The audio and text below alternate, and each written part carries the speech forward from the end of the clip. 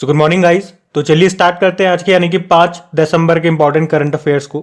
तो इस प्रश्न में आपसे पूछ रहे हैं विश्व का पहला पोर्टेबल अस्पताल जिसका नाम है आरोग्य मैत्री एड क्यूब, इसका अनावरण कहाँ पे किया गया? तो आंसर होगा गुरुग्राम में। तो दुनिया का पहला पोर्टेबल अस्पताल है ये जिसका नाम है आरोग्य मैत्री एड क्यूब, जिसका अनावरण अभी गुरुग्राम में किया गया। पोर्टेबल अस्पताल मतलब क्या समझते हैं? इसे आप एक जगह से दूसरी जगह पे ले जा सकते हैं और इसे प्रोजेक्ट भीष्म के तहत स्वदेशी रूप से डिजाइन किया गया है। मतलब पूरी तरह से ये भारत में ही बनाया गया है और यहाँ पे 200 से ज्यादा रोगियों का इलाज हो सकता है एक साथ। और ये जो पोर्टेबल अस्पताल है ये 72 मिनी क्यूब से बना है जिन्हें आप अलग अलग करके एक जगह से दूसरे जगह पे शिफ्ट कर सकते हैं और फिर से जोड़ करके उसे अस्पताल बना सकते हैं। आपने कई बार घर में छोटे बच्चों के खिलौने आते हैं, क्यूब्स आते हैं जिन्हें वो जोड़ करके कोई भी स्ट्रक्चर दे देते हैं ना, ये उसी तरह से आप समझ सकते हो। तो सिंपल सा याद रखना है, विश्व का पहला पोर्टेबल अस्पताल आरोग्य मैत्री एड क्यूब कहाँ पे इसका अनावरण किया, उद्घाटन किया गया? गुरुग्राम में। और ये विश्व का पहला है। अब इस क्वेश्चन में मैं आपको 10-12 पॉइंट्स क्वेश्चन ऐसे रिवाइज कराऊंगा जो 2023 में ही हमने करंट अफेयर्स में पढ़े हैं रिलेटेड टू विश्व या भारत में पहला। जैसे कि अगर आपसे पूछे अपतटीय पोत से इलेक्ट्रोमैग्नेटिक रेलगन लॉन्च करने वाला पहला देश, ये जापान है। आईएसओ सर्टिफिकेट पाने वाला देश का पहला महिला पुलिस थाना भोपाल में आपको मिलेगा। भारत के बाहर पहला आईआईटी कहाँ पे बना?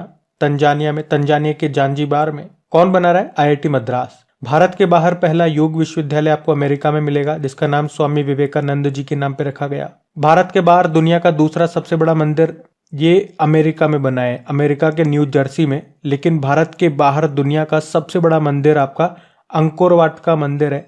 और अभी आपने पढ़ा भी होगा दुनिया का 8वां अजूबा बना है ये अंकोर वाट का मंदिर, 8th वंडर ऑफ वर्ल्ड। बाकी अभी ग्रीन हाइड्रोजन से चलने वाली भारत की पहली बस को ये लॉन्च किया गया दिल्ली में लॉन्च किया था। दिल्ली में जो कर्तव्य पथ है वहां पे किसने? हमारे जो पेट्रोलियम मंत्री हैं हरदीप सिंह पुरी ने।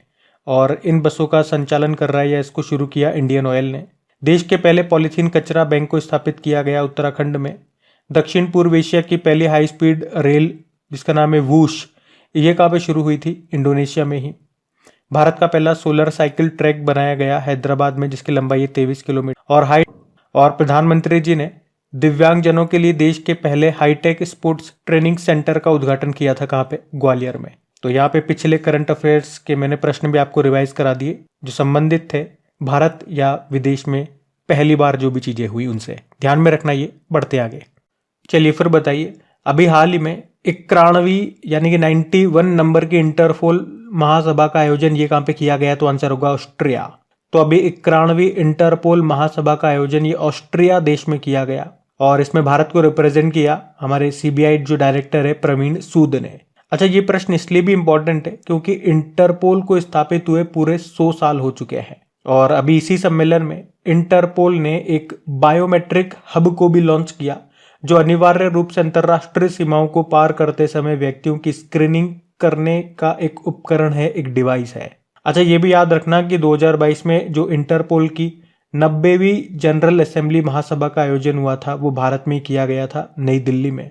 वैसे भारत ये 1949 में इंटरपोल में शामिल हुआ था। अच्छा देखो, यहाँ पे ये क्वेश्चन तो आपने क्लियर कर लिया कि भारत इंटरपोल का सदस्य देश कब बना था? 1949 में। लेकिन साथ में आपको ये भी बता दूं कि भारत ने 2 बार इसकी मेजबानी की है। मतलब इसके जो सम्मेलन होता है इसको भारत 2 बार होस्ट कर चुका है।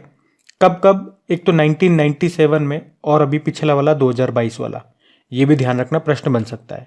पहले हम इंटरपोल की बात करते हैं। इंटरपोल फुल फॉर्म होती है इंटरनेशनल क्रिमिनल पुलिस ऑर्गेनाइजेशन। ये एक अंतर्राष्ट्रीय संगठन है जो दुनिया भर में पुलिस सहयोग और अपराध नियंत्रण की सुविधा प्रदान करता है। इसकी स्थापना होती है 1923 में। हेडक्वार्टर मिलेगा लियोन, फ्रांस में। अब इसके सदस्य देश कितने हैं? ये बड़ा इंपॉर्टेंट क्वेश्चन बन सकता है आपका। 196 मेंबर कंट्रीज है इनमें। अब एक तरह से ये स्टैटिक प्रश्न भी बन सकता है या करंट अफेयर्स का प्रश्न भी बन सकता है क्योंकि कई जगह आपको अभी भी पढ़ाया जाएगा कि इसमें सदस्य देश 195 है, लेकिन आपको याद रखना है 196 है। अब 196 नंबर का कौन सा देश बना इसका सदस्य, ये एज ए करंट अफेयर्स प्रश्न आपसे पूछा जा सकता है एग्जाम में। पहले सुन लो कौन सा क्या नाम है उसका। उस देश का नाम है पलाऊ जो इसका 196 नंबर का देश है। क्यों बोला मैंने ऐसा? क्योंकि अभी नवंबर 2023 में ही ये इसका नया सदस्य देश बना है। तो बन गया ना करंट अफेयर्स का प्रश्न ये।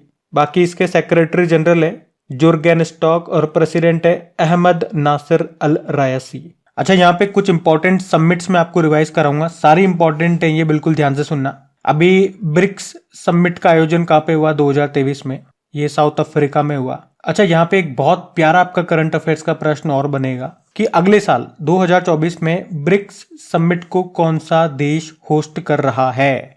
तो वैसे तो सीक्वेंस वाइज देखोगे तो अगली बार तो ब्राजील का नंबर है, तो ब्राजील को करना चाहिए था, लेकिन ब्राजील ने होस्ट करने से मना कर दिया, तो फिर इसे होस्ट कर रहा है रशिया, ये जरूर याद रखना। और ब्राजील ने मना क्यों कर दिया ये भी मैंने आपको बताया था, क्योंकि वो G20 को भी होस्ट कर रहा है, तो वो साथ में दो एक साथ नहीं कर सकता, इसीलिए उसने इसको मना कर दिया। अभी आपको याद है SCO शंघाई कोऑपरेशन ऑर्गेनाइजेशन को होस्ट किया भारत ने अभी G20 को भी होस्ट किया। 18वीं समिट थी जिसको भारत ने होस्ट किया अभी, जिसमें शेरपा बनाए गए थे अमिताभ कांत, और इसकी थीम क्या है? One earth one family one future, यानी कि वसुधैव कुटुंबकम। और अगले साल 2024 को मैंने आपको बता दिया G20 को होस्ट कर रहा है ब्राजील। और ब्राजील की जो पूर्व प्रेसिडेंट है ना दिल्मा रूसेफ, अभी न्यू डेवलपमेंट बैंक की प्रेसिडेंट बनी है, ये भी याद रखना। और अभी जो 49 नंबर की G7 समिट हुई थी, कहाँ पे हुई थी? जापान में हुई थी। जापान अभी क्वाड समिट जापान में हुआ था यहीं पे। और अगले साल 2024 में भारत होस्ट कर रहा है क्वाड समिट को। क्वाड समिट ये भारत में होगी अगली बार। अभी 43 नंबर की आसियान समिट को होस्ट किया इंडोनेशिया ने, इंडोनेशिया के जकार्ता में हुई थी ये बैठक। बाकी बिम्स्टेक समिट 2023 में जो हुई, कहाँ पे? थाईलैंड में। और कॉमनवेल्थ गेम्स 2022 वाले ये कहाँ पे हुए थे? बर्मिंघम यूके में हुए थे। और 2026 वाले ऑस्ट्रेलिया में होने थे, हमने पढ़ा भी था, लेकिन बाद में ये कैंसिल हो गया, ऑस्ट्रेलिया ने मना कर दिया। और आपको बताएं फीफा वर्ल्ड कप 2022 वाले ये कतर में हुए थे। 2026 वाले कहाँ पे होंगे? 3 देशों में होंगे, अमेरिका, मैक्सिको और कनाडा। और समर ओलंपिक 2020 वाले तो टोक्यो में हुए थे, 2024 वाले होंगे पेरिस में, और 2028 वाले लॉस एंजल्स में होंगे। और यहाँ पे खास बात क्या है? क्रिकेट को ओलंपिक में शामिल किया जाएगा, और ऐसा इतिहास में दूसरी बार होगा। पहली बार क्रिकेट ओलंपिक में कब शामिल हुआ था, ये मेरा आपसे प्रश्न है, आप लोग बताएंगे। बाकी इंडियन ओशियन रिम एसोसिएशन जिसका मुख्यालय मॉरिशस में है, अभी इसका अध्यक्ष बनाया गया है श्रीलंका को 2023 से लेकर 2025 तक, और उपाध्यक्ष भारत को बनाया गया। और श्रीलंका के बाद यानी कि 2025 से लेकर 2027 तक भारत इसकी अध्यक्षता संभालेगा। तो मैंने आपको कहा था ना, ये सारे इंपॉर्टेंट क्वेश्चन मैं आपको कराऊंगा यहाँ पे। ये 10 के 10 क्वेश्चन मैंने आपको जो बताए मोस्ट इंपॉर्टेंट है, इनको ध्यान में रखना। बढ़ते आगे। और हाँ, वीडियो को आपने अभी तक लाइक नहीं किया तो वीडियो को लाइक जरूर कर देना, भूल जाते हो आप लोग लास्ट में। हमारे वीडियो का जो हम डेली टारगेट रखते हैं 5000 लाइक का, आपके भूलने के कारण वो पूरा नहीं हो पा रहा है, तो आज भूलना नहीं है, जम के इसे अपने दोस्तों के साथ में शेयर करना है। और हमारा कल का जो करंट अफेयर्स का वीडियो था 4 दिसंबर का, वो मैंने लेट नाइट पे अपलोड किया था, शायद आप लोग सो गए होंगे या पता नहीं लगा होगा, तो अगर नहीं देखा तो वो जरूर देखिएगा। मॉर्निंग में कल मैंने वीडियो अपलोड नहीं करा था, क्यों नहीं करा था उसकी जानकारी भी मैंने वहां पे दे दी है, तो वीडियो आप जरूर देखना। बाकी क्विज इनकी आपकी प्रैक्टिस के लिए मैं बनाई देता हूँ आपकी क्रैक एग्जाम एप्लीकेशन पे, जहाँ पे PDF भी आपको मिल जाएगी। क्रैक एग्जाम एप्लीकेशन का लिंक नीचे डिस्क्रिप्शन बॉक्स में है। अभी हम अगला प्रश्न देखते हैं। फिर बताइए, अभी हाल ही में भारत के 84वें शतरंज ग्रैंड मास्टर कौन बने हैं? तो आंसर होगा वैशाली रमेश बाबू। वैशाली रमेश बाबू ये चेन्नई के रहने वाली है, और अभी ये भारत की 84th नंबर की शतरंज ग्रैंड मास्टर बन गई है।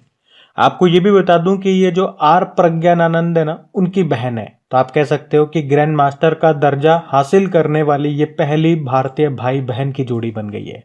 आप जानते हो भारत के पहले शतरंज ग्रैंड मास्टर का नाम क्या है? विश्वनाथ आनंद है, और उनकी ऑटोबायोग्राफी आई थी, उसका नाम क्या है? Mind master. अच्छा, ये प्रश्न भी याद रखना कि लाइटनिंग किड ऑफ इंडिया किन्हें कहा जाता है? विश्वनाथ आनंद को ही कहा जाता है। और इन्हें सबसे पहले 1991-92 में राजीव गांधी खेल रत्न पुरस्कार मिला था, जिसे अब आप मेजर ध्यानचंद खेल रत्न पुरस्कार कहते हो, जिसमें पुरस्कार राशि को भी 7.5 लाख रुपए से बढ़ा करके 25 लाख रुपए कर दिया गया नाम है। और सबसे ज्यादा भारतीय ग्रैंड मास्टर ये किस राज्य से हैं? तो तमिलनाडु से निकल के आते हैं, आप ज्यादातर पढ़ते ही होंगे। इनसे पहले 83rd नंबर के बने थे आदित्य सामंत, 82 नंबर के उनसे पहले बने थे वुपल्ला प्रणीत। और आपने पढ़ा होगा भी फिडे विश्व जूनियर रैपिड शतरंज चैंपियनशिप 2023 को जीता था रौनक साधवानी ने, ये नागपुर। और अभी चेस वर्ल्ड कप 2023 हुआ था अजरबैजान के बाकू में, जहाँ पे पहले स्थान पे रहे थे यानी कि टॉप किया था या विजेता थे मैग्नस कार्लसन, और दूसरे स्थान पे आर प्रज्ञानानंद थे। ये इस चैंपियनशिप में दूसरे स्थान पर आने वाले विश्वनाथ आनंद के बाद दूसरे भारतीय बने थे। बाकी वर्ल्ड चेस डे 20 जुलाई को होता है। अच्छा, भारत में पहली बार चेस एकेडमी कहाँ पे खुलेगी? उड़ीसा की कैपिटल भुवनेश्वर में। 2022 में जो 44वां फिडे चेस ओलंपियाड हुआ था, एक तो याद रखना ये पहली बार भारत में हुआ था। भारत में भी कहाँ? चेन्नई में, जिसका मैस्कॉट यानी कि शुभंकर था थम्बी, और इसको जीता था उज्बेकिस्तान ने। अगली बार 2024 में ये चैंपियनशिप हंगरी बुडापेस्ट में होगा। फिडे की बात करें, ये चेस को रेगुलेट करने वाली बॉडी है।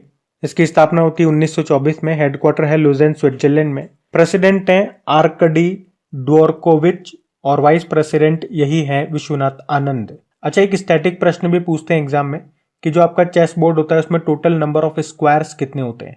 तो आंसर होगा 204 होते हैं। ध्यान रखना, ये बढ़ते हैं आगे। फिर बताओ, अभी हाल ही में Syed Modi India international badminton tournament 2023 में महिला एकल वुमेन सिंगल का टाइटल किसने जीता? तो आंसर होगा नोजोमी ओकुहारा ने।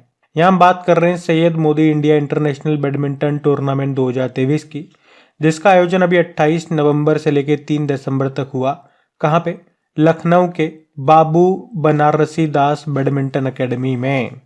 यहाँ पे वुमेन सिंगल का टाइटल तो जीता है नोजोमी ओकुहारा ने, ये जापान की हैं, और मेन सिंगल जीता है ची यू जैन ने, ये चीनी ताइपे के बैडमिंटन प्लेयर हैं। देखो, Syed Modi India international badminton tournament की बात करें, इसकी शुरुआत होती है, स्थापना होती है 1991 में। किसके द्वारा इसका आयोजन किया जाता है? उत्तर प्रदेश बैडमिंटन एसोसिएशन के द्वारा। और 2004 में इसे पहली बार एक अंतर्राष्ट्रीय कार्यक्रम के रूप में आयोजित किया गया। तब से ही ये इंटरनेशनल लेवल पे ऑर्गेनाइज होने वाला एक बैडमिंटन टूर्नामेंट है। अच्छा, बैडमिंटन की बात आई है तो 2023 में बैडमिंटन से संबंधित जो भी प्रश्न आपने पढ़े हैं, एक बार मैं आपको रिवाइज कराता हूँ। देखो, एक तो ये जोड़ी का नाम याद रखना, सात्विक साईराज रंकीरेड्डी और चिराग शेट्टी। काफी न्यूज में था इनका नाम, जैसे कि मलेशिया ओपन का खिताब इन्होंने जीता, इंडोनेशिया ओपन जीता, कोरिया ओपन का खिताब इन्होंने जीता। बैडमिंटन एशिया चैंपियनशिप में मेंस डबल में भारत का पहला गोल्ड इन्होंने ही जीता। स्विस ओपन 2023 में मिक्स्ड डबल इवेंट इन्होंने जीता। अभी एशियन गेम्स 2022 आपको बताया न हुए थे, 19वां संस्करण था, चाइना के हांगझाओ में हुए। उसमें एक गोल्ड आया, एक सिल्वर और एक ब्रोंज आया हमारे बैडमिंटन इवेंट में। तो वो गोल्ड यही लेकर के आई थी सात्विक साईराज और चिराग शेट्टी की जोड़ी, जबकि सिल्वर लाई थी किदाम्बी श्रीकांत, लक्ष्य सेन और चिराग शेट्टी की जोड़ी, और ब्रोंज ये एच.एस. प्रणय लेकर के आए थे। और विश्व बैडमिंटन रैंकिंग में पहली रैंक हासिल करने वाली पहली भारतीय युगल जोड़ी भी यही है, सात्विक साईराज और चिराग शेट्टी की जोड़ी। वैसे एच.एस. प्रणय से याद आएगा, अभी BWF वर्ल्ड बैडमिंटन चैंपियनशिप 2023 में एच.एस. प्रणय ने ब्रोंज जीता, और मलेशिया मास्टर्स बैडमिंटन चैंपियनशिप 2023 का खिताब भी जीता एच.एस. प्रणय ने। ये खिताब जीतने वाले तीसरे भारतीय बने ये। और लक्ष्य सेन कनाडा ओपन 2023 का खिताब जीता। सुधीरमन कप 2023 ये हुआ था चाइना में। सुधीरमन कप का संबंध बैडमिंटन से है, याद रखना। चाइना ने जीता है साउथ कोरिया को हरा करके। और अगली बार 2025 में ये कप होगा स्पेन में। और इंडिया ओपन बैडमिंटन चैंपियनशिप 2023, जिसे योनेक सनराइज इंडिया ओपन 2023 के नाम से जानते हैं, इसमें मेन सिंगल कुनलावुत विति दर्शन ने जीता है, ये थाईलैंड के हैं। वुमेन सिंगल आन सी यंग इसने जीता, ये साउथ कोरिया की है। बाकी बैडमिंटन में किस पुरुष खिलाड़ी ने सबसे तेज हिट का गिनीज वर्ल्ड रिकॉर्ड बनाया था? तो सात्विक साईराज ने। और बैडमिंटन के लिए राष्ट्रीय अकादमी केंद्र एक्सीलेंस सेंटर ये स्थापित हुआ कहाँ पे? गुवाहाटी में। तो बैडमिंटन से संबंधित ये प्रश्न सारे आप याद रखना। वैसे बैडमिंटन वर्ल्ड फेडरेशन का हेडक्वार्टर का है कुआलालंपुर मलेशिया में है, याद रखना। ये बढ़ते आगे। चलो फिर बताओ, अभी हाल ही में इकोनॉमिस्ट इंटेलिजेंस यूनिट ने दुनिया के सबसे महंगे शहरों की लिस्ट जारी की है, उसमें टॉप पर कौन है? तो आंसर होगा सिंगापुर और ज्यूरिक, जो कि स्विट्जरलैंड का शहर है। और इस रिपोर्ट का नाम है world wide cost of living index 2023। तो अभी इकोनॉमिस्ट इंटेलिजेंस यूनिट ने इसको जारी किया है, जिसे आप बोल सकते हो दुनिया के सबसे महंगे शहरों की सूची। और इस लिस्ट में स्विट्जरलैंड का शहर है ज्यूरिक और सिंगापुर, ये दोनों टॉप पर है। इस लिस्ट में 173 शहरों की सूची जारी की गई है, जबकि सीरिया की कैपिटल दमिश्क ये सबसे सस्ते शहरों की सूची में नंबर 1 पर है। अब देखो, ये रैंकिंग वाला प्रश्न है, तो चलो 2023 के कुछ इंपॉर्टेंट रैंकिंग्स में आपको रिवाइज कराऊं, जिसमें हम जानेंगे कि टॉप पर कौन है और उनमें भारत की रैंक क्या है। तो आपको याद है वर्ल्ड हैप्पीनेस इंडेक्स आया था, उसमें भारत 126वें स्थान पर है, तो टॉप पे फिनलैंड है। और एक और जगह भारत 126वें स्थान पे था। मैं बात कर रहा हूँ ग्लोबल पीस इंडेक्स 2023 की। भारत तो यहाँ पे 126वें स्थान पर है, लेकिन टॉप पर आइसलैंड है। अब एक और जगह आइसलैंड टॉप पर है ग्लोबल जेंडर गैप इंडेक्स की, और इसमें भारत 127वें स्थान पर है, और इसको जारी किया वर्ल्ड इकोनॉमिक फोरम ने। और ग्लोबल फायर पावर इंडेक्स 2023 में बात करेंगे तो भारत चौथे स्थान पर है, और टॉप पे अमेरिका है। बाकी ऊर्जा संक्रमण सूचकांक 2023 की बात करें तो भारत 67 नंबर पर है, टॉप पे स्वीडन है, इसको जारी किया वर्ल्ड इकोनॉमिक फोरम ने। और वैश्विक प्रतिस्पर्धा सूचकांक 2023 वर्ल्ड कॉम्पिटिटिवनेस इंडेक्स की बात करें तो इसमें भारत 40वें स्थान पर है, तो टॉप पे डेनमार्क है। और वर्ल्ड प्रेस फ्रीडम इंडेक्स में भारत 161 नंबर पर है, तो टॉप पे नॉर्वे है, इसको जारी किया रिपोर्टर्स विदाउट बॉर्डर ने। आर्थिक स्वतंत्रता सूचकांक में भारत 131 नंबर पर है, तो टॉप पे सिंगापुर है। हुरुन ग्लोबल यूनिकॉर्न इंडेक्स 2023 में पहले स्थान पे अमेरिका, दूसरे पे चाइना है, और तीसरे पे है भारत। अभी वर्ल्ड बैंक का रसद प्रदर्शन सूचकांक 2023 लॉजिस्टिक परफॉर्मेंस इंडेक्स आया, उसमें भारत 38 नंबर पर है।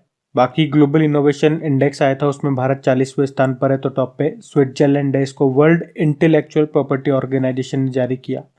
ग्लोबल हंगर इंडेक्स 2023 आया, उसमें भारत 111वें स्थान पर है, तो टॉप पे बेलारूस है। और वर्ल्ड टैलेंट रैंकिंग में भारत 56 नंबर पर है, तो टॉप पे स्विट्जरलैंड है। अभी ग्लोबल पेंशन इंडेक्स 2023 आया, उसमें भारत 45वें स्थान पर है, तो टॉप पे नीदरलैंड है।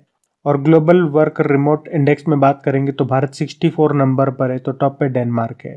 तो अभी 2023 के कुछ इंपॉर्टेंट इंडेक्सेस मैंने आपको ये रिवाइज करा, इनको ध्यान में रखना। बढ़ते आगे, चलो फिर बताओ। अभी ICFRI मतलब Indian council of forestry research and education, इसकी पहली महिला निदेशक कौन बनी, डायरेक्टर बनी कौन? तो आंसर होगा कंचन देवी।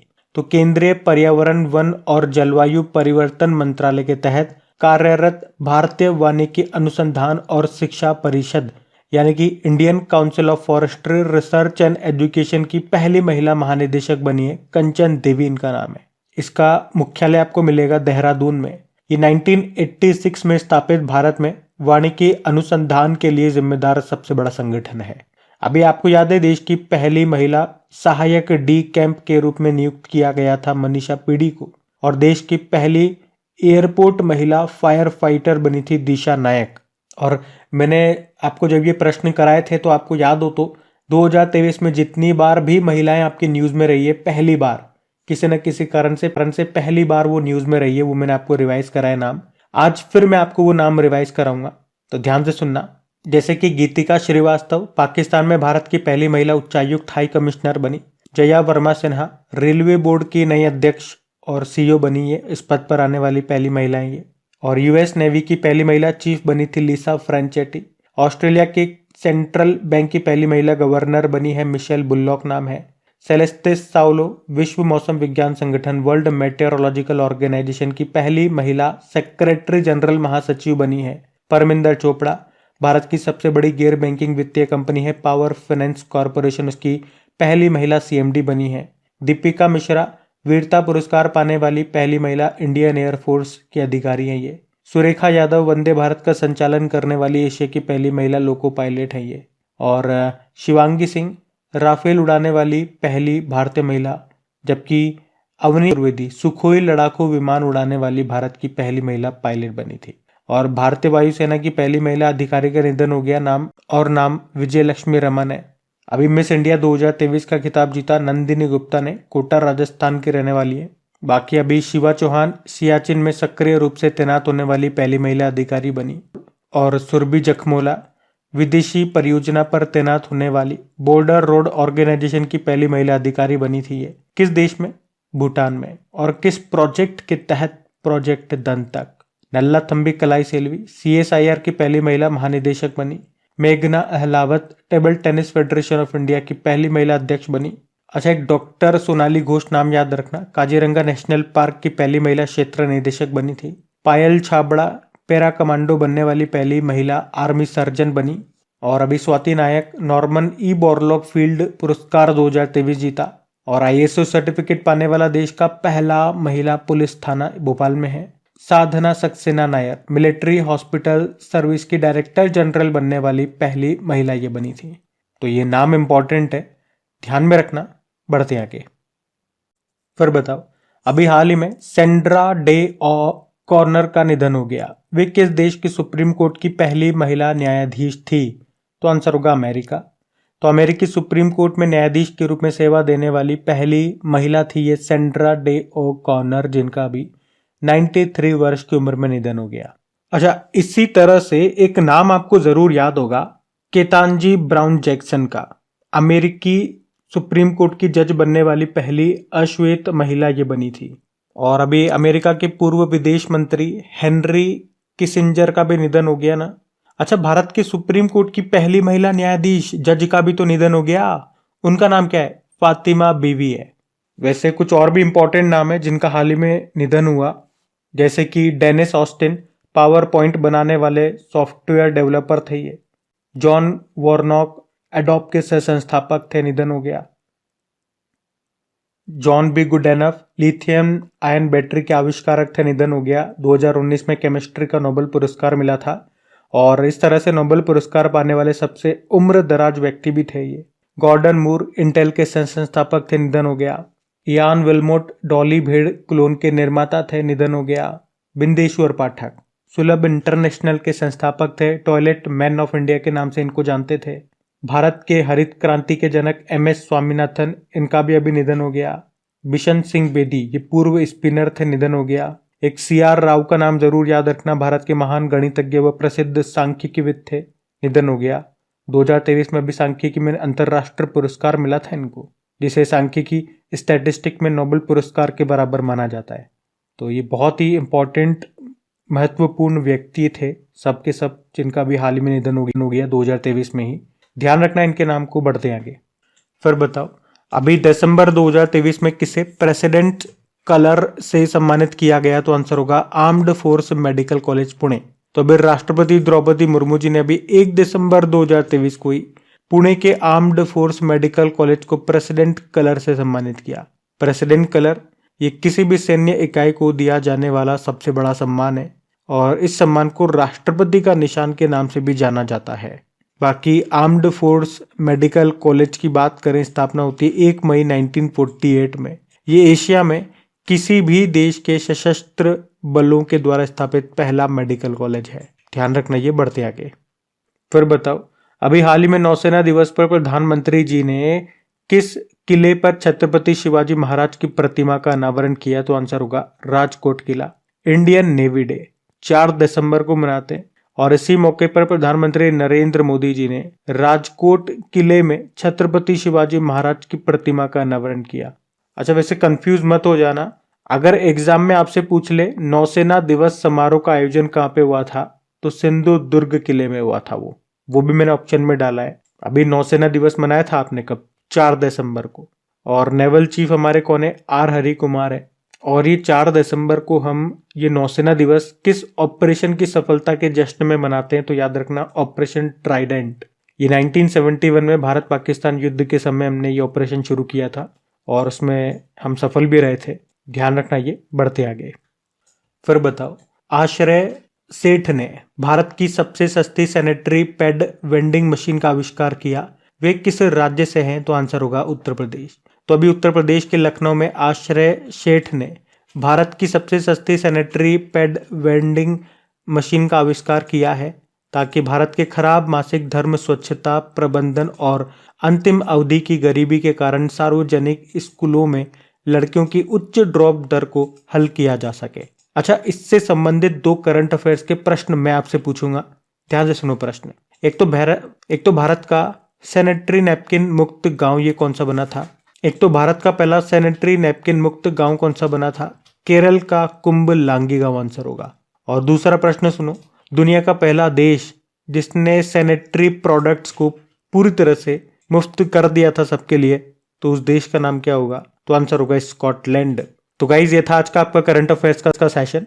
और सेशन उम्मीद करूंगा आपको पसंद आएगा, और पसंद आया तो वीडियो को आज आप लाइक जरूर कीजिएगा।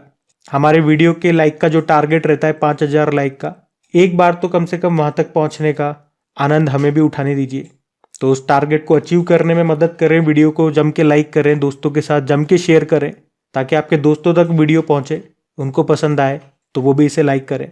बाकी मैंने बता ही दिया है, आपकी प्रैक्टिस के लिए क्विज मिल जाएगी क्रैक एग्जाम एप्लीकेशन पे, पीडीएफ भी मिल जाएगी। क्रैक एग्जाम एप्लीकेशन का लिंक नीचे डिस्क्रिप्शन बॉक्स में है।